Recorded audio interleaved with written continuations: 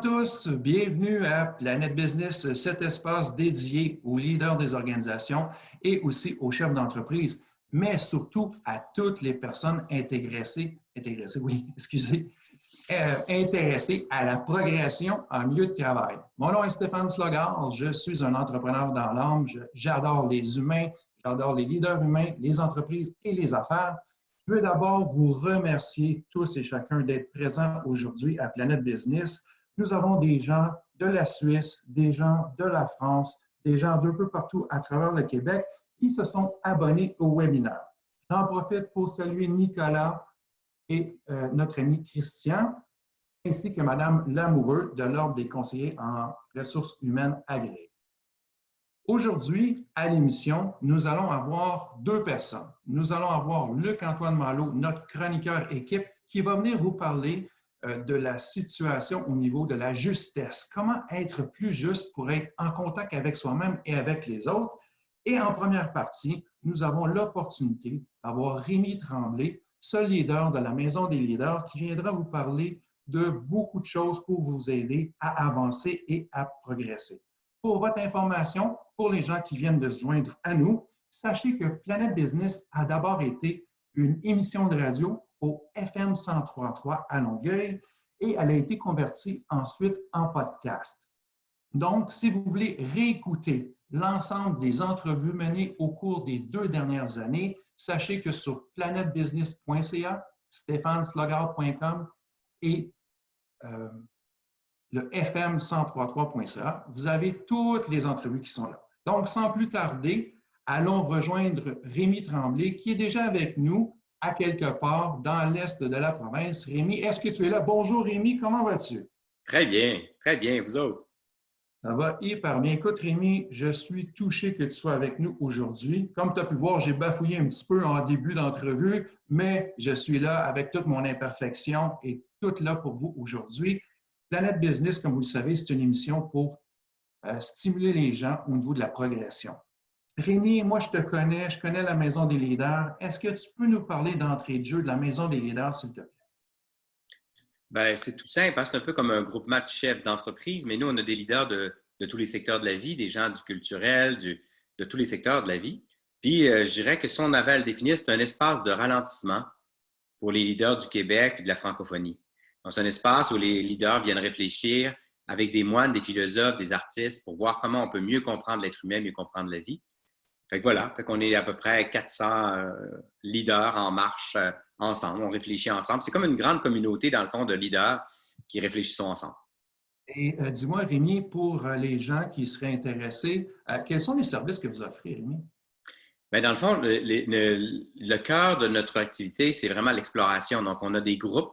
Les gens sont membres d'un groupe, comme on est membre du groupement des chefs d'entreprise ou d'autres groupements. Chez nous, ce qu'on va explorer, c'est davantage la vie, l'être humain, la compréhension de la vie. Donc, ils peuvent être membres d'un groupe. Mais depuis 1 an et demi, presque 2 ans maintenant, on a essayé de permettre à un plus grand nombre de pouvoir réfléchir avec nous.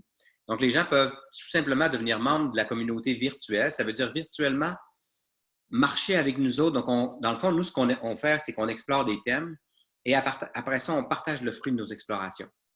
Donc, ils peuvent être membres de la communauté virtuelle, membres de la communauté expérience. Ça veut dire qu'au-delà du virtuel, ils ont la chance de venir à 2 rencontres par année avec des gens très inspirants. On a reçu Alain Crevier récemment, Kim Thuy. Donc, c'est un peu le genre de personnes, Frédéric Lenoir, Mathieu Ricard. Donc, c'est le genre de personnes qu'on reçoit.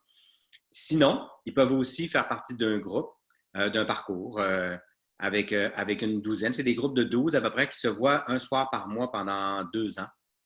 Donc, un parcours qui s'appelle Meilleur humain, meilleur leader.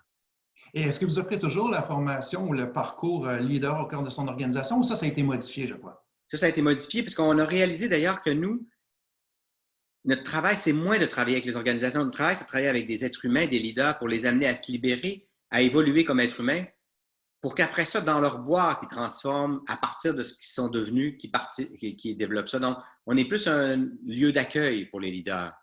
Donc, pour les leaders d'organisation. Ouais. Et justement, Rémi, je sais qu'en cette période de transition mondiale où les leaders sont un peu isolés comme un peu tout le monde, vous offrez des services ou des moments privilégiés pour permettre aux leaders d'être en contact avec eux-mêmes à l'intérieur de votre mission? Je pense au Facebook Live que vous avez fait, aux méditations, ces choses-là. Est-ce que tu peux nous en parler, s'il te plaît? Ben, dans le fond, nous, comme on est un peu dans un esprit, comme je disais, un peu plus monastique que business, ben, on a des rituels. Donc, tous les matins, il y a une méditation à 7 heures. Donc, c'est merveilleux. La communauté peut méditer ensemble à 7 heures. À 9 heures tous les matins, sauf cette semaine, puis j'expliquerai pourquoi. Mais donc, depuis le début, tous les matins à 9 heures, moi, je suis en live pour partager aux leaders un peu ce qu'on a découvert la veille. Parce que nous, on continue à avoir nos rencontres de groupe en virtuel et je partage un peu le fruit de nos explorations, des réflexions pour voir comment on peut bien traverser cette période-là. Et après 3 semaines d'agitation intense, je dirais un peu de chaos puis de bruit, ben, on a proposé cette semaine. Donc là, je fais un écart en étant avec vous aujourd'hui. Mais cette semaine, c'est plutôt une semaine de silence. Après avoir beaucoup réfléchi, partagé, il nous apparaît que là, c'était utile de descendre un peu en soi-même pour écouter de l'intérieur.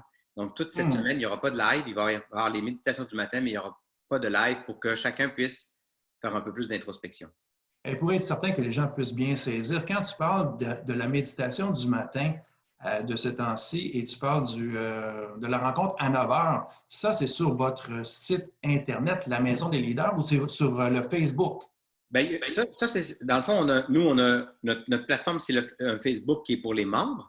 Donc, ça, c'est vraiment les membres de la communauté. C'est un service pour la communauté. Mais en raison de ce qui se passe, vraiment, on a décidé d'ouvrir. Donc, sur la page Facebook, qui, elle, est publique, la page Facebook, on offre de plus en plus des articles. Les webinaires sont ouverts à un grand public au lieu d'être uniquement pour les membres. Sauf que pour pouvoir avoir accès au live du matin, à la vie de la communauté, je dirais, bien là, il faut devenir membre. Donc, de la page Facebook Maison des leaders pour les membres. Mais sinon, on a une page Facebook sur laquelle on a ouvert beaucoup de matériel justement pour pouvoir faire notre contribution nous autres aussi. Et donc, les gens qui voudraient devenir membres, la façon la plus simple, Rémi, ce serait quoi? Bien, je dirais premièrement, d'aller liker la page Facebook ou la page LinkedIn. On a une page LinkedIn, une page Facebook de la Maison des leaders. Et sinon, sur notre site web, la meilleure façon, c'est d'aller sur le site web de la maisondeslleaders.com. Et là, ils vont avoir toutes les informations sur les différents services et comment faire partie de la gang. Je réalise dans cette période-là comment le Bouddha disait que plus important que le Bouddha, plus important que les enseignements du Bouddha, c'est la communauté qui appelle la Sangha. Avoir une gang avec qui on réfléchit, c'est tellement important. Il y a un de nos leaders qui disait, moi, j'ai dit, je faisais du vélo, puis la journée où je suis rentré dans un club de vélo, mon Dieu, que je me suis amélioré. Fait que nous autres, on est plutôt un club de philo, tu sais. Fait que si on veut évoluer comme être humain, ben, avoir une gang avec qui on peut partager, réfléchir sur la route. Tu sais, nous autres, la Maison des leaders a 19 ans. Il y a des leaders qui sont avec nous depuis 19 ans. Ça fait 19 ans qu'on marche ensemble puis qu'on évolue ensemble. Et c'est important. Et là, on le sent encore plus dans cette période-ci, comment avoir une communauté, c'est important. Et là, justement, Rémi, la Maison des leaders, ce n'est pas quelque chose qui est improvisé. Il y a quand même un historique derrière ça, là. Toi, tu étais à la tête de ADECO Canada, si ma mémoire est fidèle. Et si j'ai bien compris, parce que l'an dernier, tu étais avec nous à Planet Business, justement, le 29 avril 2019, et tu nous expliquais que c'est parti de là. C'était un espace que tu avais créé ou co-créé à ce moment-là et que tu as transporté avec toi. Oui, ben, dans le fond, chez ADECO, on a créé cette petite boîte-là qui est une filiale d'un groupe mondial. J'ai animé cette boîte-là pendant 16 ans.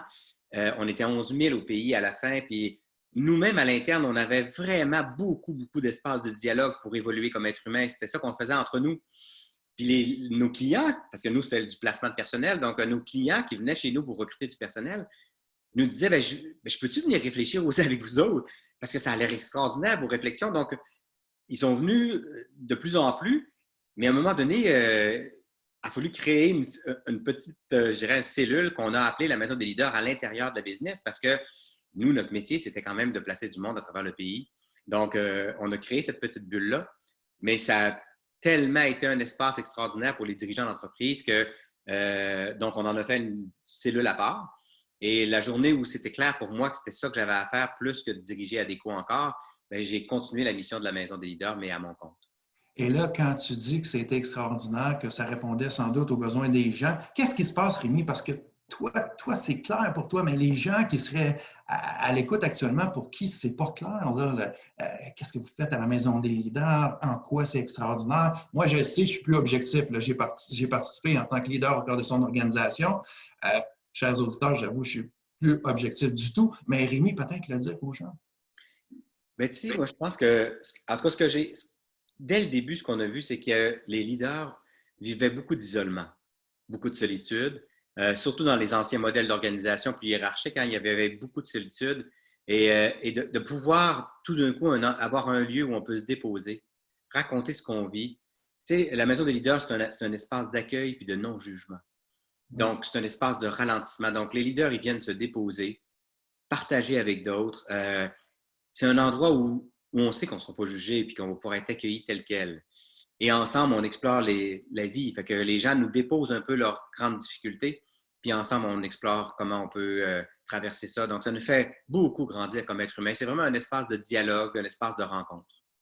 J'apprécie, Rémi, que tu donnes autant d'informations parce que j'ai l'impression que pour certains leaders qui ne sont pas nécessairement familiers avec ce genre d'approche, pour certains, ça peut être comme un peu ésotérique, là, un peu sectaire ou des choses comme ça. Donc, j'apprécie ça. Justement, pendant la période actuelle où on est en transition mondiale et où nos leaders, comme tu l'expliques souvent, sont en souffrance, le rôle de la maison des leaders, comment est-il réalisé à travers le numérique? Parce qu'on est quand même en distanciation sociale. Je sais que traditionnellement, vous aviez des rencontres en live, en présentiel. Maintenant, vous devez adapter vos façons de faire. Comment ça se passe de votre côté? Ben, nous, on a tout transformé, bien sûr, en web, mais en même temps, on a choisi de maintenir nos rencontres, mais pour prendre soin de notre communauté. Donc, tout le monde a été appelé, on a appelé tout le monde, on reste en contact avec tout le monde. Et les rencontres, au lieu de faire les rencontres telles qu'on devait en parler, donc entre autres, si on avait un thème comme celui de la justesse, par exemple, on avait un thème à aborder, on a décidé plutôt de prendre soin d'eux, qui nous racontent et prendre le temps de se donner des nouvelles. Et on a décidé de déplacer dans le temps les rencontres physiques plus tard. Il n'y a pas de souci, on les fera à l'été, on les fera à l'automne, il n'y a pas de souci, parce qu'il y a on va aborder quand même des grandes questions comme comment être à l'écoute de tout, comment être en cohérence avec les principes universels de la vie, avec notre ami Dominic Rankins, qui est un sage autochtone, qui est un grand chaman.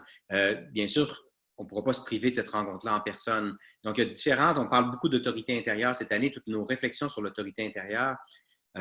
On en fait un peu à travers ces Zooms, à travers ce virtuel, mais c'est plus pour prendre soin les uns des autres à ce moment-ci, garder le contact. Plusieurs de nos rencontres vont être reportées dans le temps. OK, parfait. Et là, justement, hors d'onde, tu me confiais que, et tu l'as dit aussi en ondes un peu plus tôt, que tu vas aller en silence, Rémi. Pourquoi ça? Bien, ça fait 3 semaines qu'on est dans un... C'est très bruyant depuis 3 semaines autour de nous. Hein? Il y a beaucoup d'agitation autour de nous avec les médias. Il y avait et ça a créé beaucoup d'agitation à l'intérieur de nous. Donc, dans les 3 premières semaines à la maison, entre autres, on s'est transformé, mais aussi, tous les jours, on essayait de voir avec les leaders comment on arrive à accueillir la réalité telle qu'elle se présente à nous. Comment on peut être connecté à ce qui se passe, à ce qui se passe en nous avec ça.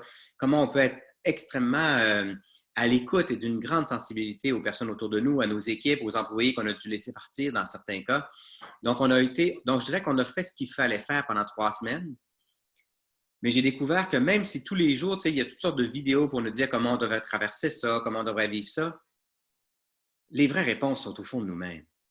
Et là, il nous apparaissait, après 3 semaines de bruit, que c'était peut-être utile de prendre une semaine, un peu plus de silence. Donc, on invite un peu toute la communauté des affaires à oser des expériences de silence pendant la semaine, aller marcher en silence tout seul, aller marcher 2 par 2 en silence, oser peut-être prendre le dessert en silence avec les enfants le soir à la maison, oser ça, cet espace de silence. Je pense que le silence, c'est un besoin fondamental. On en a besoin dans nos vies, on en a besoin dans nos organisations. Et peut-être que cette période-là va nous amener à apprivoiser la solitude et le silence qui sont essentiels pour qu'on vive bien. Donc, on a trouvé qu'après 3 semaines de bruit, une semaine de silence, ce n'était pas trop. Donc, on reste disponible. Bien sûr, tout le monde peut nous appeler, on reste disponible, mais on ne publiera pas sur les médias sociaux. On va être très silencieux pendant une semaine. Puis, je dirais que moi, personnellement, c'est aussi important que moi aussi, je ferme les yeux puis j'écoute un peu de l'intérieur.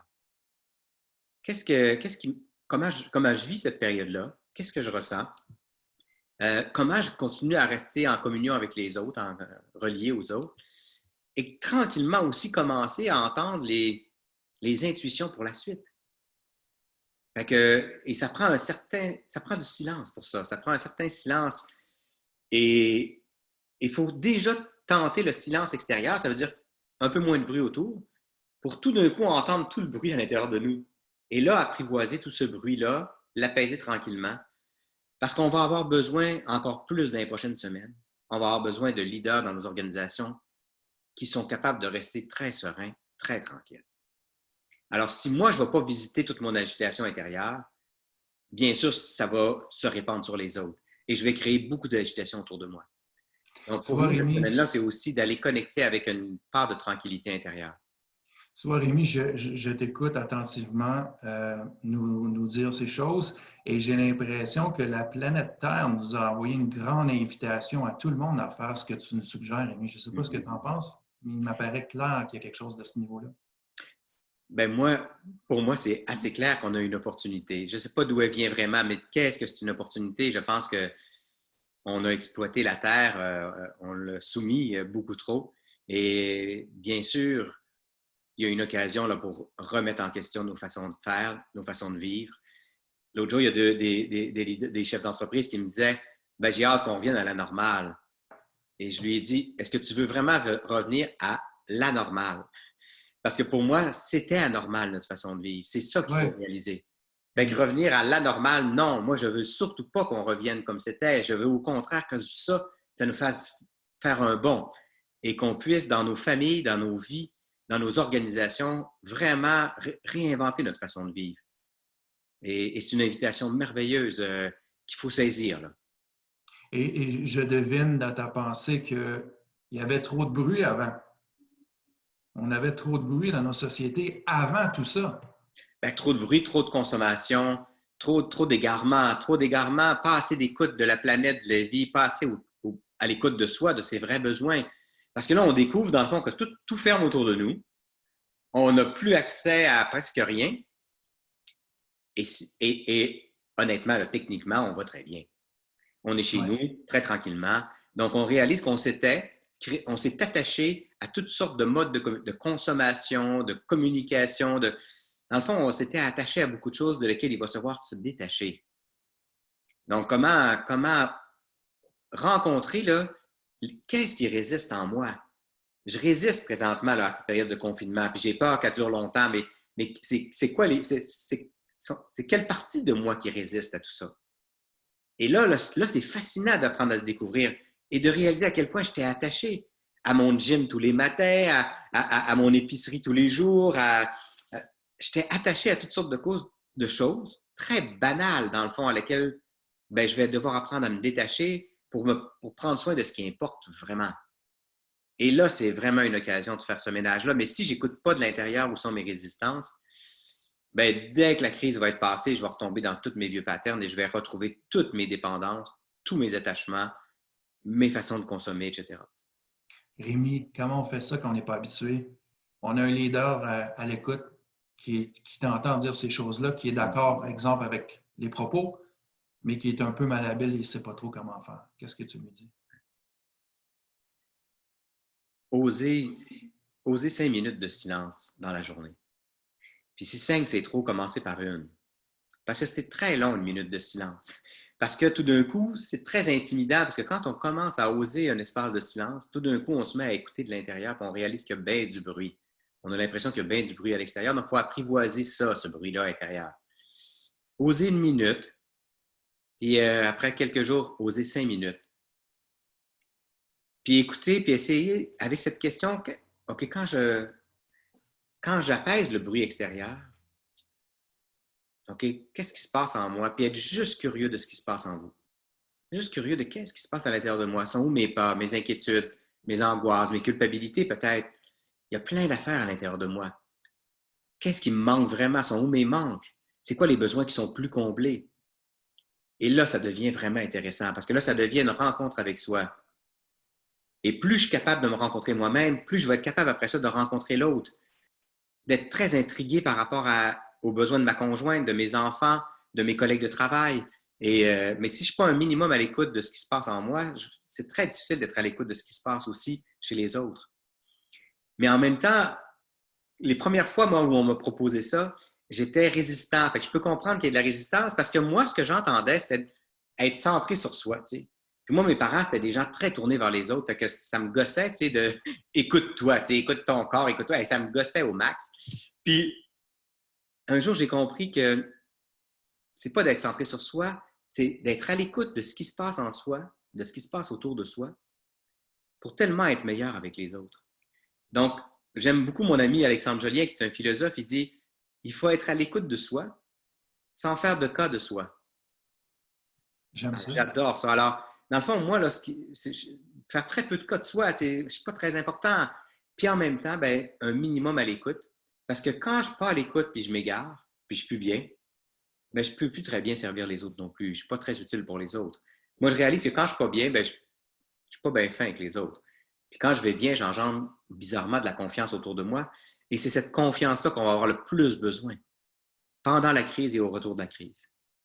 Donc, le mouvement vers le silence, dans le fond, c'est un mouvement vers l'intérieur et la durée importe peu. La durée, c'est allons-y à notre rythme, osons avancer sur ce chemin-là, allons voir à l'intérieur. Puis là, quand on va voir à l'intérieur, on peut avoir toutes sortes de surprises. Certaines plus le fun que d'autres, mais on va avoir des beaux cadeaux, là. Et une fois qu'on aura apprivoisé ça, là, c'est un peu comme apprivoiser le chocolat noir au début, on trouve ça un peu amer. Finalement, ben, on aime bien ça. Puis, et vous allez voir, le silence, on vient qu'on en a besoin. De plus en plus, on réalise à quel point on en a besoin. Et plus on va être capable de l'apprivoiser, plus on va être capable aussi d'amener ça dans nos organisations au retour de la crise. Avoir dans nos comités de direction une minute de silence de temps en temps parce que tout le monde part dans tous les sens. Puis, hey, time out, une minute juste pour ouf. Tout le monde est toujours bien intentionné, mais quand on s'agite tellement, on se perd. On s'égare, on perd de la justesse. Je sais qu'on va parler de la justesse tantôt, fait qu'on perd en justesse. Oui. Moi, c'est d'apprivoiser ça parce que dans nos comités de direction, dans nos entreprises, pour moi, c'est urgent qu'on redonne la place au silence. J'aimerais ça que tu nous parles davantage de ça, Rémi, parce que tu connais bien nos leaders d'organisation, tu donnes des coups de main à plusieurs d'entre eux, que ce soit toi ou des gens de la communauté de la Maison des leaders. Euh, J'aimerais que tu nous parles en organisation. Comment faire ça aussi? La même chose, Rémi, parce que je pense qu'on a des leaders qui sont d'accord avec ça, mais un peu malhabiles, mal à l'aise, parce qu'il y a de la résistance, là. Il y a des gens qui ne voudront pas là, autour de la table, là. C'est sûr. Comment on fait ça, Rémi? Mais moi, je pense que quand on n'ose pas le faire, puis les années où je n'osais pas faire ça, c'est jamais les autres qu'on protège, c'est soi-même. La journée où on est bien avec ça, on les trouve, les façons. Donc, il faut juste pas le faire si on n'est pas bien. Attendre d'être bien. Alors, quand on est bien, tout d'un coup, il va vous arriver, je vais vous donner un exemple. Je me rappelle, j'animais des comités de direction à l'époque d'ADECO, puis encore, quand je vais assister à des comités de direction, tout d'un coup, il n'y a plus personne qui s'écoute, tout le monde se tient, puis là, c'est les égos qui rentrent, on est plutôt dans le débat, tu sais. Puis, tout d'un coup, je vais juste dire, hey, la gang, si on prenait juste une petite minute de silence, là. Et c'est extraordinaire comment, après une minute de silence, puis on dit, OK, parfait, là, ça fait une minute ou 30 secondes, tout le monde est apaisé. Et tout le monde, ça leur a pris au moins une minute pour se rendre compte à quel point ils n'ont pas d'allure. Pas qu'ils ne sont pas des bons êtres humains, mais à quel point ils sont en train d'essayer de défendre leurs points, de vendre leur idée. Tout le monde devient beaucoup plus calme et à chaque fois, on passe du débat, puis on entre dans le dialogue. Puis la justesse peut juste venir du dialogue, pas du débat. Parce que d'un débat, il y a un gagnant et un perdant. Et c'est souvent celui qui a le plus gros titre ou la plus grande gueule qui gagne. Tandis que, du coup, quand on s'apaise, on devient curieux de ce que l'autre a à nous raconter. Et là, émerge du dialogue la justesse puis la chose qui est la meilleure. Donc, mais il faut être bien. Mais il y a des organisations merveilleuses il y a des leaders qui sont venus à la maison qui ont intégré dans leur organisation 1 heure de silence par semaine.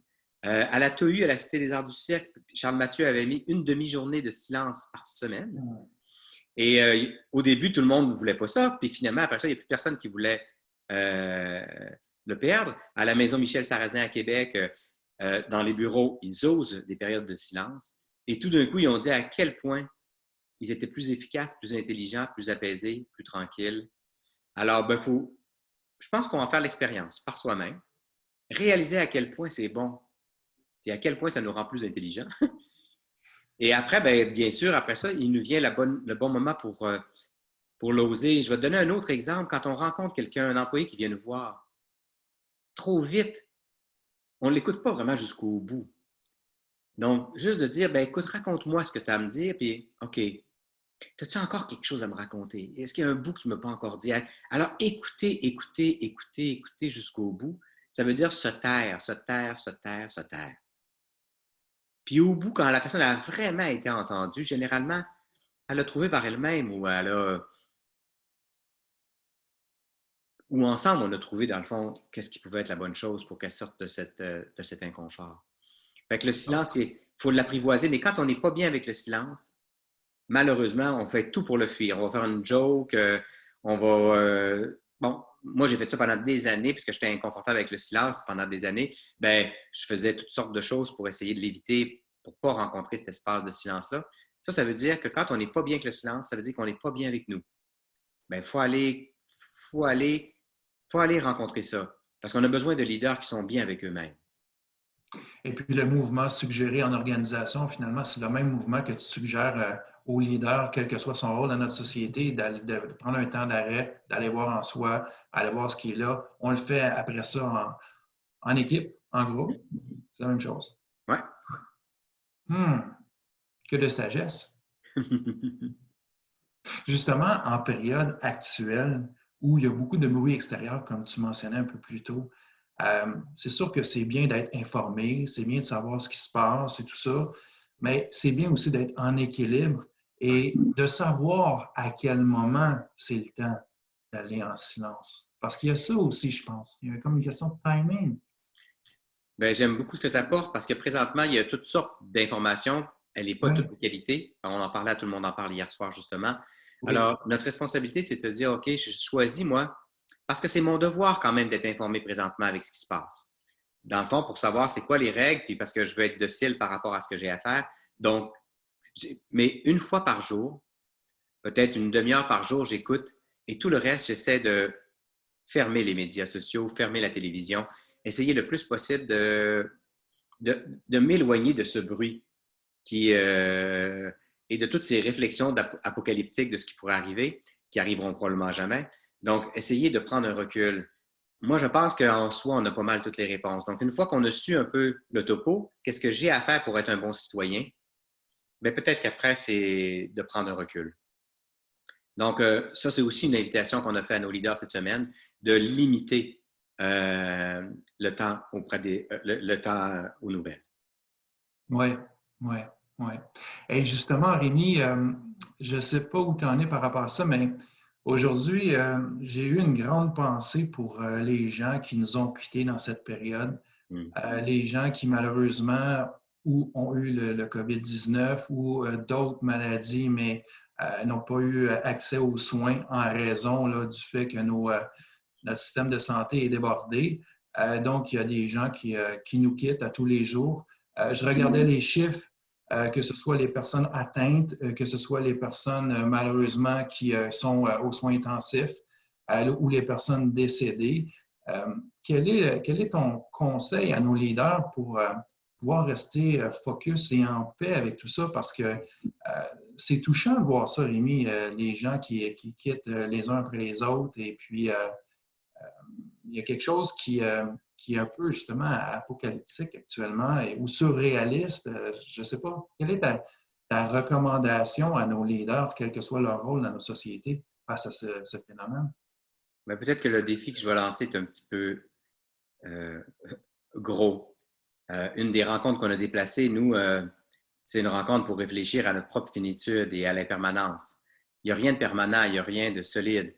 Il y a des gens qui meurent aussi de crise cardiaque tous les jours encore. Il y a des gens qui meurent, il y a beaucoup plus de gens qui meurent de d'autres choses que le coronavirus présentement. Donc, la mort, ça fait partie de la vie. Et je pense que une des responsabilités d'ailleurs qu'on a comme être humain, puis si on veut bien vieillir, il n'y a pas de possibilité de bien vieillir si on n'a pas apprivoisé le fait qu'on allait partir.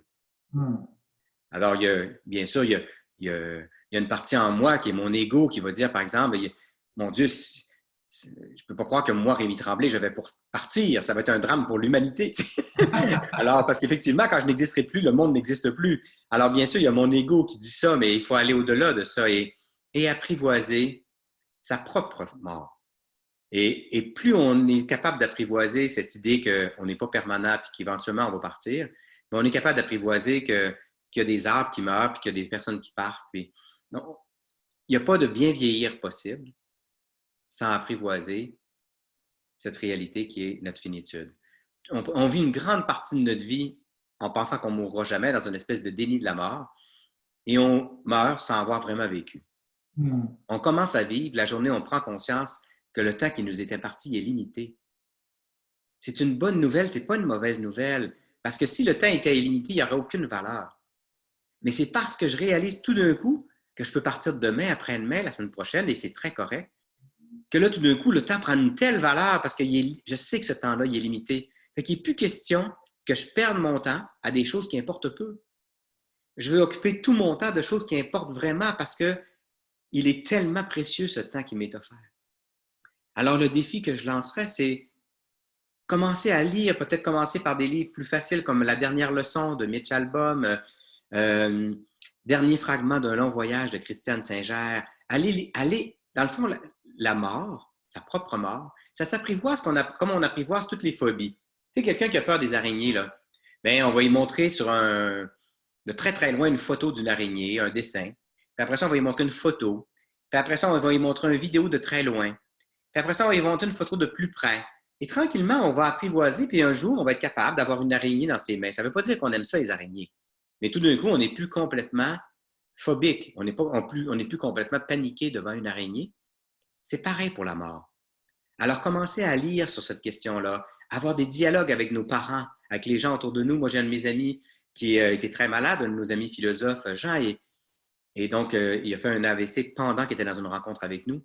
Et on a eu un beau dialogue. J'ai dit, Jean, est-ce que tu te sens prêt à partir? Est-ce que tu veux vivre encore? Il me dit, ben non, Rémi, je veux vivre encore. Mais ça a été un dialogue merveilleux qu'on n'ose pas avoir.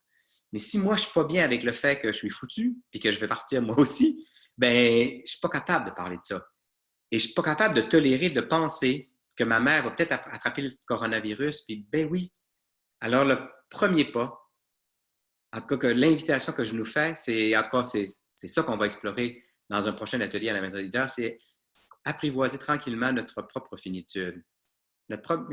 Et c'est intéressant parce qu'on arrive, là, c'est pour ceux qui pratiquent, il y a Pâques qui s'en vient.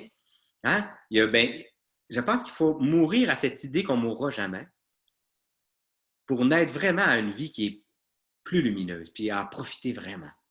Donc, à ce moment-là, qu'importe la raison de la mort sera donc aussi bien l'apprivoiser. La seule chose, c'est que l'espèce de mouvement de masse actuel partout sur la planète, dans tous les pays, amplifié avec les médias traditionnels, les médias sociaux et tout ça, l'espèce de vent de panique qui s'empare des humains là, sur la planète, on dirait que ça fait comme plus fort, mais dans le fond, c'est plusieurs morts ensemble. Et oui, puis je ne dis pas de ne pas rester sensible. Il y a une différence entre rester sensible et te dire, je vais tout faire maintenant pour éviter le plus de morts possible, donc je reste sensible, mais mon énergie va être canalisée dans des actions qui sont justes, que d'être totalement bouleversé et paniqué de ce qui arrive parce que je n'ai pas apprivoisé cette réalité-là à l'intérieur de moi. On a besoin aujourd'hui de leaders politiques, de leaders dans nos organisations qui sont capables de rester tranquilles devant cette réalité-là, qui est une réalité humaine, qui est la mort, c'est normal. Et ça, c'est le travail de tous et chacun comme être humain dans sa vie. Peu importe son rôle, peu importe qu'on soit un chef d'entreprise, peu importe le rôle qu'on joue dans la société. En même temps, Rémi, je ne peux pas m'empêcher que des entreprises vont mourir aussi. Ah ben, je suis content que tu dises ça. Ben oui, la maison des leaders, ça se peut qu'elle meure. C'est pas grave. De toute façon, on va mourir un jour. De tout meurt. Il n'y a rien de permanent, rien de solide.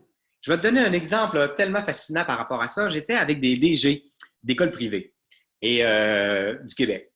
Et je les trouvais pas mal stressés. Puis je leur ai dit, mais c'est quoi l'affaire qui vous stresse le plus? À l'unanimité, ils m'ont dit, ben, ce qui nous stresse le plus, là, c'est la pression qu'on a de nos conseils d'administration, qui sont un peu les parents des élèves, d'assurer la pérennité de l'école, parce que c'est dur la pérennité des écoles privées présentement dans la situation actuelle. Ouais. Et là, moi, je leur ai dit, ben c'est super. Je comment ça? Ben c'est super parce que vous ne pouvez pas être stressé de ça. Toutes vos écoles vont fermer. Un jour. C'est pas grave. Et là, il y en a la moitié qui ont croisé leurs bras, il y en a la moitié qui ont dit, ben t'as peu, il y a peut-être quelque chose là-dedans. Et tranquillement, on a ouvert un dialogue. Je leur ai dit, vous savez, toutes vos écoles vont fermer. Alors, il y a deux façons. Il y a ceux qui vont tout faire pour pas qu'ils ferment et qui vont virer fou puis qui vont tout faire pour pas qu'ils ferment. Ou il y a ceux qui, avec une grande sérénité, vont dire, ben, mon école là, va fermer un jour. Ben, en attendant, là, on va se mettre au service de la vie. Puis on va faire vivre à nos étudiants, à nos professeurs, aux parents, une aventure tellement exceptionnelle qui aura valu la peine d'être vécue. Ben, ceux qui ont fait ça, leur école dure plus longtemps que les autres. Tu vois, Parce que ou on est dans la peur de mourir, ou on est dans la vie. Alors, la journée où un leader, l'autre jour, j'ai un de nos leaders qui a très peur que son entreprise fasse faillite, mais j'ai dit, mais elle va fermer un jour. Et c'est très bien, c'est comme ça la vie. Ta job, c'est pas d'assurer sa survie. Ta job, c'est de s'assurer qu'il y ait de la vie tant qu'il y a de la vie. Que tes clients soient servis, que tes équipes vivent une aventure wow, que toi, tu te réalises à travers l'aventure pour pouvoir vous dire si un jour l'entreprise se transforme, fusionne, ferme ou n'importe, Dieu qu'on a eu du fun, Dieu qu'on a bien servi notre monde, Dieu qu'on a vécu une aventure formidable. Alors, on est soit au service de la vie, soit au service de la peur de mourir. Et tu vois, je ressens pleinement que ton invitation que tu nous as faite au tout début s'applique littéralement dans un contexte comme ça. Complètement. Puis je te remercie de le dire.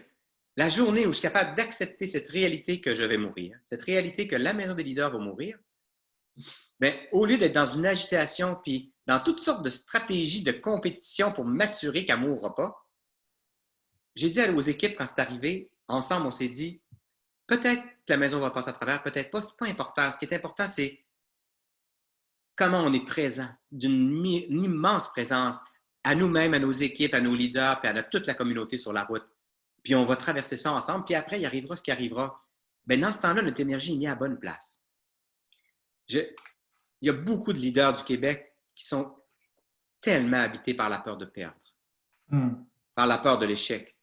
Et quand on est habité par la peur de l'échec, par la peur de ne pas réussir, ben, on gère par la peur et on engendre la peur. Puis on installe la peur dans nos organisations. Puis pour moi, il y a vraiment une grande réflexion à faire. Tu sais, on a vu des slogans dans nos entreprises, entre autres le slogan « Innover ou mourir ». Oui. Ben non, on n'innove pas parce qu'on a peur de mourir, on innove parce qu'on veut bien servir. Puis parce que l'élan créateur en nous, ça nous donne une énergie extraordinaire. On aime ça créer, rendre la vie meilleure, pas parce qu'on a peur de mourir. Tu vois la grande différence de posture, innover ou mourir ou créer pour créer une vie meilleure pour les autres. Je vais t'avouer, Rémi, que j'ai l'impression que, puis c'est mes mots là, que la vie nous envoie justement un grand message d'aller voir à l'intérieur et de nous individuellement et de nos organisations et de nos sociétés pour justement faire le cours Sérénité 101 dans les meilleurs délais. C'est l'impression que j'ai. Et peut-être qu'effectivement, pourquoi on a tant de difficultés à oser le silence? Dans toutes les peurs qu'on a rencontrées, c'est peut-être celle de ne plus exister. Et quand on s'agite, on a l'impression d'exister tellement. Tu sais, quand on souffre, quand on s'agite, Alors peut-être que sont liés, dans le fond, ces deux messages, mais c'est les deux messages que j'aimerais laisser. Vraiment accueillir cette réalité que toutes nos entreprises vont mourir ou se transformer un jour, c'est merveilleux. Et oser un peu de silence. Justement, en parlant de cela, si tu es d'accord, j'irai chercher Luc-Antoine Malo qui veut nous parler de justesse, Rémi. Ah oui, j'ai hâte de l'entendre. Luc-Antoine, qui est notre chroniqueur équipe ici à Planète Business. Bonjour Luc-Antoine, merci d'être là. Luc-Antoine, je sais pertinemment que tu étais pas tellement loin depuis les tout débuts, l'oreille grande ouverte, branchée sur ton grand cœur. De quoi veux-tu nous parler aujourd'hui, Luc-Antoine? Je pense que ça ressemble à des avenues pour la justesse, mais qu'est-ce que tu veux dire par là? Oui, bien, je vous entendais, j'étais très touché parce que vraiment, l'avenue puis la proposition du silence, c'est une avenue que moi, je prends régulièrement. La question que je me suis posée dans les derniers jours, quand tu m'as présenté cette idée de rencontre-là, Stéphane, c'était les leaders que j'accompagne, comment je peux leur permettre à eux de partir d'où ils sont en ce moment dans leur activité, dans leur niveau de réflexion, dans leur stress, dans leur angoisse, dans leurs 60 à 70 000 pensées par jour organisées par c'est un système binaire, c'est programmé, ça n'arrête pas de faire du bruit, comme tu dis, Rémi. Et c'est vrai qu'on a tellement de pensées à tous les jours, ça n'arrête plus, ça Ça tourne n'arrête en plus. boucle. Puis pour avoir partagé avec toi un nombre de fois, je sais que tu m'as déjà parlé de développer notre état ressource, je pense que tu appelles. Oui, ben c'est ça. Donc, quand je suis là, c'est quoi l'avenue que je peux prendre? Puis ça arrive souvent, puis c'est arrivé surtout depuis les 3 dernières semaines, où je rencontre des leaders par le même véhicule qu'on se rencontre aujourd'hui. Ben, ils sont fatigués, ils sont stressés, ils sont dans un état de non-ressources. Les grands maîtres PNL dont je suis de mes origines, je dirais, sont dans un état de crash, sont contractés, sont réactifs, sont analytiques, séparés, sont, sont heurtés, violentés. Ils cherchent à faire le mieux, mais ils sont dans un état qui ne leur permet pas d'avoir accès à toutes leurs ressources, à toute la justesse dont on parle. Mais c'est pour ça, je pense, Luc-Antoine, que tu nous parles de la posture aussi. Quelle Ouais, posture adopter, comment se connecter à soi. Ben c'est ça. Donc, dans le dialogue, bien sûr, il y a le silence, mais des fois, ça ne convient pas pour les gens. Tu l'as nommé tantôt, Rémi. Alors, moi, ce que je propose, c'est d'abord de commencer par penser à sa posture. On sait maintenant que quand je prends une posture droite, que je regarde plus vers le haut que vers le bas, que je suis moins recroquevillé vers moi, que je mets de la flexibilité dans mon corps, ben, j'active des hormones qui sont positives pour moi. Amy Cuddy a un super vidéo là-dessus, Fake It Until You Become It, sur voyons, TED Talk. Juste ça, ça vaut la peine. Donc, commencer par prendre une posture qui va te permettre de descendre tes muscles, puis d'activer en toi cet espace-là qui va te permettre d'être plus présent. Puis je pense pas que ça nous amène vers le silence, mais en tout cas, c'est un pas qui nous permet de baisser l'activité interne, puis d'être plus conscient de ce qui se passe, d'être plus connecté, d'être plus centré. Est-ce que je comprends, Luc-Antoine, que ton invitation en est une d'avoir une intention claire de ralentir pour se diriger vers le silence au fur et à mesure, c'est ça? Oui. En fait, peut-être que ça va mener au silence, puis je le souhaite vraiment. Mais ce qui est important, c'est que les gens, dans le moment, trouvent leur état qui va faire en sorte qu'ils sont le plus juste possible. Pour avoir moi-même été en silence pendant plusieurs jours à Vipassana et ailleurs, je sais comment est-ce que c'est pas toujours facile. Puis il y a des gens avec qui que j'accompagne en ce moment, que je pense pas que leur proposer ça, puis c'est probablement ma croyance à moi, mais leur proposer ça tout de suite dans ma relation que j'ai avec eux, c'est peut-être pas le bon outil. C'est le bon outil pour Rémi parce que toi, tu amènes ça, puis la Maison des leaders amène ça. Une fois qu'on a la posture, référer à des expériences qui leur sont belles, qui leur sont positives, qui leur sont des expériences ressources pour eux. Je suis bien quand je suis à la pêche. Je suis bien quand je suis assis dans ma chaloupe. Puis effectivement, il y a le silence dans ma chaloupe, mais on n'en parle pas de ça. On parle de ce que ce moment-là m'apporte. Je suis bien quand je fais une activité particulière, puis je me retrouve dans mon état d'excellence, sur mon vélo.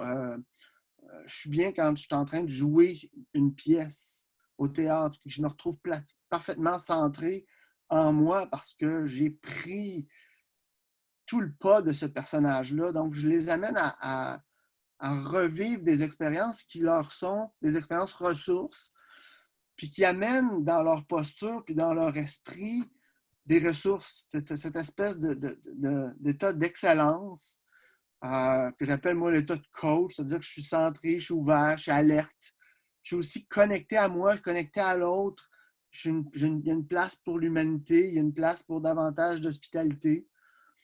Puis, ces expériences-là me nourrissent. Puis, comment je peux amener ces expériences-là maintenant dans mon quotidien? Il y a aussi des fois un milieu qui m'inspire. Il y a une pièce dans ma maison, il y a un endroit quand je vais marcher, il y a... Ouais. Le cerveau est extraordinaire parce que si je fais abstraction de mes programmations puis je me dis et je prends la décision d'aujourd'hui me retrouver dans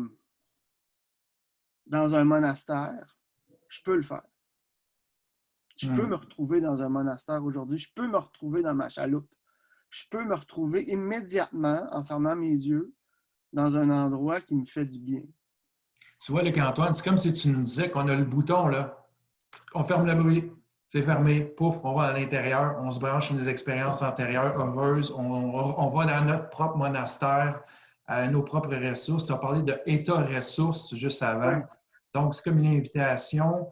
Tu fais du pouce à ce que Rémi nous a donné tantôt avec des moyens concrets qu'on a dans notre vie pour essayer d'aller à l'intérieur de nous. Ça, si je Donc, comprends. je veux diriger mon esprit, Oui? puis je veux utiliser mes sens, mes 5 sens. OK. Ça fait partie de l'accompagnement aussi, pour entrer dans mon expérience qui est mon état ressource. Tu parlais tantôt du chocolat noir. On est tous capables de se rappeler un bon moment où on goûte à du chocolat noir, si on prend le temps. Et particulièrement le goûter et l'odorat sont des sens qui nous permettent d'avoir accès à des expériences du passé qui sont extraordinaires. Vous rentrez dans une boutique, il y a un parfum, on se remet à vivre une expérience extraordinaire. Donc, une fois que tu me parles de ces expériences-là que tu vis, puis que je t'écoute, je peux dire, qu'est-ce que ça goûte? Puis là, ça descend à l'intérieur de la personne. Qu'est-ce que tu ressens dans tes tripes, dans ton ventre? Où est-ce que ça se passe exactement dans ton corps, cette expérience-là, dans ton âme, dans ta respiration? As-tu remarqué que tes épaules ont descendu? As-tu remarqué que le ton de ta voix a changé? Donc, Luc-Antoine, si je comprends bien, c'est les moyens que tu utilises pour accompagner nos leaders dans les organisations, là, pour les amener à vivre pleinement leur expérience, c'est ça? Bien, je veux tranquillement les amener dans les expériences qu'ils vivent déjà, qu'ils ont déjà dans leur bagage d'expérience, pour qu'on puisse les réutiliser aujourd'hui dans leur quotidien, puis leur donner des outils qui ne sont pas en lien avec leur mécanisme de protection bas, je devrais dire, ou des réflexes qui sont plus utiles aujourd'hui, qui relèvent de mon passé, qui relèvent de l'agression, de la fuite, qui relèvent de la suractivité mentale. Donc, en retournant dans ces expériences-là, ben, j'observe, puis plus je l'observe, plus je le nomme, plus les gens entrent dans leur expérience et plus ils prennent contact avec quelque chose qui les amène dans le silence, dans leur justesse, dans quelque chose qui se rapproche de, je pense, j'ai l'humble prétention de penser que je me rapproche de quelque chose qui les amène dans leur justesse, ou en tout cas dans quelque chose de plus juste. Puis ensuite, on peut regarder à partir de cette posture-là, de cet état-là, ressource, de cet état de calme posé, comment ils vont pouvoir intervenir avec leur équipe, avec leur équipier, bien, avec leur conjointe ou conjoint, avec leurs enfants, avec leurs parents qui sont dans un centre, puis avec qui j'ai juste un contact téléphonique avec eux. Donc, à partir de cet état-là, je peux m'ancrer, je peux me faire un signe, je peux me prendre une posture qui m'amène le plus possible, rapidement possible dans cet état-là. Puis parler à partir de cette voie-là. Pour cesser l'agitation. Tu vois, Luc-Antoine, j'ai l'impression qu'il y a une invitation au sens dans ce que tu nous dis. Si ça fait du sens pour moi, ce chemin-là, pour aller à l'intérieur, j'y vais. Oui. Et je pense que tranquillement, puis je pense que c'est ça qui fait vraiment le lien avec notre rencontre d'aujourd'hui, c'est que ça amène du silence. Ça amène, en tout cas, certainement moins d'agitation. Je ne sais pas si on est dans le silence, mais ça amène moins d'agitation. Ça amène une respiration qui est plus profonde. Ça amène de ralentir dans le geste.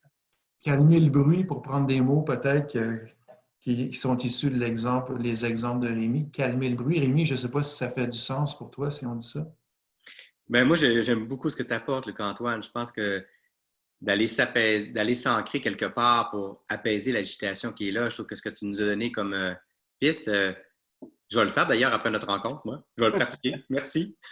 C'est une belle invitation. Merci. Oui, et suite à ça, ben, quand je suis dans cet état-là, je peux aller visiter l'autre. Je peux me permettre de me dire comment je veux que ça soit, comment l'autre veut, comment je veux être reçu, puis qu'est-ce que je veux présenter à l'autre de moi en lien avec le travail qu'on a à faire.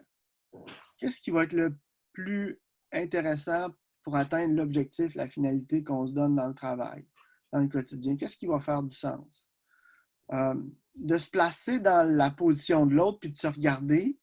Des fois, quand on prend des expériences du passé, ça m'est arrivé de me faire peur. Parce que je n'étais pas toujours adéquat, puis on ne l'est pas toujours, puis c'est rare qu'on l'est toujours. Ouais. Mais si je prends cette posture-là, puis que j'ai mes ressources en moi, je peux ajuster mon regard sur l'autre aussi pour avoir cette bienveillance-là qui va probablement nous permettre d'aller ensemble dans une meilleure direction. Puis de nous trouver ensemble ce chemin-là qui va nous permettre d'être plus justes dans nos actions, dans notre organisation, dans notre équipe. C'est là que ça retouche au leadership. Et pour justement... Vas-y, Rémi. Oui. Moi, ce qui m'apparaît comme belle question suite à ce que tu dis, une fois que tu es capable d'aller là, la question qui va venir dans la rencontre avec l'autre, c'est pas tellement qu'est-ce que je veux accomplir, mais plutôt comment j'ai le goût d'être avec elle. Oui. Hein? Et donc, parce que là, je me sens tellement mieux, j'ai le goût d'être comme ça avec elle et il arrivera ce qui arrivera. Donc, on est moins dans l'objectif de la rencontre, mais plus dans comment on a le goût d'être ensemble, comment j'ai le goût d'être avec l'autre. Oui. Et par synchronisation, si moi je suis bien, si moi je suis plus posé, le regard que je vais poser sur toi devrait t'inviter à cette pause-là aussi. Devrait t'inviter à ce calme-là. C'est ce qui se passe, Rémi, quand tu nous parles, quand je regarde les vidéos de la Maison des leaders, ta posture fait en sorte que et ton calme et ta présence nous invitent à ça, au-delà du silence. Ouais. Au-delà du discours. Et là, tu dis quelque chose de très important pour les leaders qui nous écoutent, les chefs d'entreprise, que ce qu'on est parle plus fort que ce qu'on dit. Oui. Et donc, on a un devoir de tranquillité. Quand on écoute, pourquoi on écoute M. Legault? On le sent tranquille. Et on sent ses acolytes, on sent qu'ensemble, ils sont assez tranquilles malgré l'agitation extérieure. On sent qu'ils sont sensibles, touchés par ce qui se passe et à la fois tranquilles. Mm-hmm. Et donc, on a ce devoir comme leader, comme parent.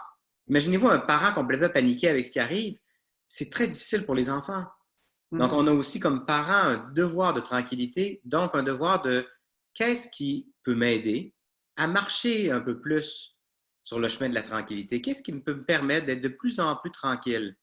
À la Maison des leaders, on a écrit un bouquin qui s'appelle « J'ai perdu ma montre au fond du lac », dans lequel on essaie de dire voici toutes les pistes qu'on a trouvées. Mais je trouve que la piste que tu nous amènes aujourd'hui, là, je vais l'ajouter. J'aime beaucoup ça, ce que tu apportes, Luc-Antoine. Dans le fond, c'est une piste pour marcher vers un peu plus de tranquillité parce que c'est notre devoir d'être le plus tranquille possible. Parce que c'est ça qu'on induit après. On induit de la confiance plus que de l'agitation. Et en même temps, j'entends qu'il faut prendre la décision de vouloir être tranquille pour pouvoir marcher la tranquillité. Parce que quand on est absorbé par le bruit ou qu'on donne de très grande place au bruit, si on ne prend pas le choix conscient de dire hey, moi, je vais être tranquille, on ne trouvera pas la tranquillité, je pense, Rémi. C'est sûr qu'il faut tout part aussi de quelle est mon intention. Pendant des années, moi, je voulais être bon, puis je voulais être aimé, puis je voulais être apprécié, puis je voulais être reconnu. Je voulais pas être tranquille. J'aime ça ce que tu nous dis. Ouais. Je voulais gagner. Donc, bien sûr, je faisais tout, puis je lisais ce qu'il fallait pour gagner, pour être reconnu, pour être apprécié, pour être aimé. Puis la journée où j'ai réalisé que c'est ça que j'avais fait la première partie de ma vie, ça m'a un peu bouleversé. Je me suis dit, ben, dans le fond, ma job, c'est d'aimer, c'est d'être là, c'est d'être tranquille. Ben là, je me suis mis à travailler à ça. C'est pas très grave, c'est juste que dans le fond, c'est pas très grave d'avoir été si égaré pendant des années. Le problème, c'est pas d'être ça, c'est de pas s'en rendre compte. J'avoue. Et là, j'ai dû me pardonner d'avoir été si peu conscient pendant tellement d'années. C'est pas grave, on se rattrape là. Oui, tout à fait. Je sais que Luc-Antoine doit nous quitter dans les prochaines minutes. Luc-Antoine, est-ce que tu as un mot? Il y a un groupe qui m'attend à 13h. Oui, donc Luc-Antoine, est-ce que tu as un mot de la fin ou un mot pour Rémi ou pour nos auditeurs à nous livrer? En fait, je pense qu'on a touché vraiment quelque chose de très important aujourd'hui. Puis j'invite les leaders, puis les papas, les mamans, puis tout le monde qui sont en relation à prendre un moment pour trouver ce qui est en eux, ce qui va leur permettre d'être mieux avec eux, puis d'être mieux avec les autres, d'être plus dans la justesse. Puis ça, ben, c'est bénéfique pour tout le monde. Merci de tout cœur à vous deux. Puis au plaisir de vous croiser dans la vraie vie et de vous serrer dans mes bras. Oh, merci, Luc-Antoine. Moi aussi, j'ai hâte de te connaître en personne.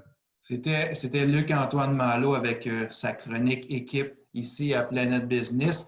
Si vous décidez de le réécouter, ce sera possible parce qu'on va déposer cette émission sur la chaîne YouTube Stéphane Slogard, Synergie. Et puis, pour les gens qui ont été, merci Luc-Antoine, à la prochaine, merci beaucoup. Et pour les gens qui ont été avec nous aujourd'hui, sachez que toutes les entrevues se retrouvent sur planetbusiness.ca et le fm1033.ca. Rémi, on arrive à la fin de ce webinaire qui est en fait l'adaptation 2020, période coronavirus de Planet Business qu'on a fait ensemble d'ailleurs l'an dernier à la radio FM 103.3. Il nous reste encore quelques minutes. Ton inspiration du moment, Rémi, à la fin comme ça, quelle était? Ben, la dernière chose que je dirais, c'est le plus grand enseignement que j'ai reçu de ma mère, c'est que la joie cohabite toujours avec la souffrance. Alors, malgré les difficultés, elle me disait, elle dit maintenant, là, je me rappelle toujours, je ne veux plus jamais oublier que malgré la souffrance, les fleurs poussent. Et donc, les fleurs poussent, là. C'est le printemps, les fleurs vont commencer à pousser, elles poussent. Je dirais que peut-être pour se prémunir, ce serait de tous les soirs prendre le temps de se dire, ça a été quoi mes sources de joie dans la journée? Puis je vous donnerais le grand défi d'en trouver 5 parce que 2, 3, c'est facile, mais 5, c'est difficile. Au début, c'est difficile après. Et partagez ça en famille le soir, que chacun partage un peu ses perles de la journée, ses joies de la journée. Puis ça aide à... C'est comme si tout d'un coup, on élargissait le vase, puis ben oui, il y a de la souffrance là-dedans, il y a des inquiétudes, il y a des peurs par rapport à demain, par rapport à l'argent, mais il y a aussi de la joie et ça vient diluer tout ça un peu, puis c'est plus facile à traverser. Alors, je nous souhaite de saisir la joie qui passe. La joie, vous savez, la joie, elle est toujours là.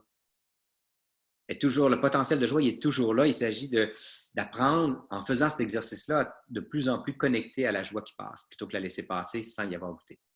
Et pour avoir écouté attentivement tes propos aujourd'hui, c'est possible de le faire dans nos vies personnelles, mais c'est possible de le faire dans nos vies professionnelles avec notre équipe de travail, nos collègues. Et même, tu nous as fait une invitation claire à l'effet de oser dans nos vies personnelles, oser dans nos vies professionnelles. Et je ressens qu'il n'y a pas vraiment de distinction pour toi, Rémi. Est-ce que je me trompe? Bien, je pense qu'une de mes sources de tranquillité vient de ça a fondu, cette affaire-là. Ça n'existe plus pour moi, la vie personnelle, la vie professionnelle. C'est la vie qui est là. Donc, la vie, c'est la vie. Donc, parfois, je suis avec mes fils, parfois, je suis avec mes collègues et parfois, je suis avec toi, mais il n'y a plus aucune différence pour moi entre être avec mes fils tout à l'heure ou avec toi présentement. Là. Puis avec toute la gang qui nous écoute, il n'y a plus de distinction. Ça, c'est très reposant. Ça a été longtemps séparé pour moi, ça. Et c'était une source de souffrance. Tout ce qui nous sépare nous fait souffrir. Et ça, c'est fondu. Alors ça, c'est une source de souffrance de moins. Mais Rémi Tremblay, est-ce que tu as un mot de la fin? On est rendu au bout. Moi, je veux te remercier, mais je te laisse la parole, puis je vais clore ça tout de suite après. Ben, j'ai rien d'autre à ajouter que merci. Parce que moi aussi, ça me fait grandir ce dialogue qu'on a eu les trois ensemble, puis de savoir que toute une gang qui est là, puis qu'on se sent reliés les uns aux autres. Alors, pratiquons cette capacité qu'on a de ressentir à quel point on est reliés tout le temps. Et oui, on fait des téléphones, mais on peut aussi juste sentir qu'on est reliés. Puis grâce à toi, grâce à ce que tu fais, bien, on se sent reliés les uns aux autres. Merci beaucoup, puis je me sens privilégié d'avoir été avec vous autres. Merci beaucoup. Rémi Tremblay, j'apprécie énormément que tu aies été avec nous aujourd'hui, avec tout ce que tu es, ton grand cœur, ta sagesse, et en même temps, je trouve beaucoup d'humilité et de simplicité humaine. Donc, pour moi, tu es une inspiration, Rémi. Je suis convaincu que pour les personnes qui sont avec nous, c'est la même chose. Et je retiens profondément que simplement être, prendre le temps d'aller voir en soi, fermer notre bruit sur notre souche, notre bouton personnel, mais celui extérieur aussi. Et on va y trouver plein de cadeaux. Donc, Rémi, on se dit à bientôt. Merci d'avoir été des nôtres. Et pour toi, la même chose, cette émission va être déposée sur ma chaîne YouTube. Donc, s'il y a des petits bouts que tu souhaites réutiliser, tu ne te gênes pas. Ben oui, on va inviter des gens à venir t'écouter. Merci beaucoup. Et puis, donc, on se dit à la prochaine, Rémi. Et chers auditeurs, de notre côté, ce que je dois vous dire, c'est que la semaine prochaine, même si c'est le lundi de Pâques, Planète Business va être là, toujours en formule webinaire. On aura un chef d'entreprise, Rémi, qui va être avec nous la semaine prochaine, M. Danny Michaud, de l'entreprise Omnifab, et il va venir nous témoigner son expérience, comment lui, il vit ça comme leader d'entreprise. Donc, je vous remercie à tous d'avoir été des nôtres. Je vous dis à la prochaine. Merci, à bientôt.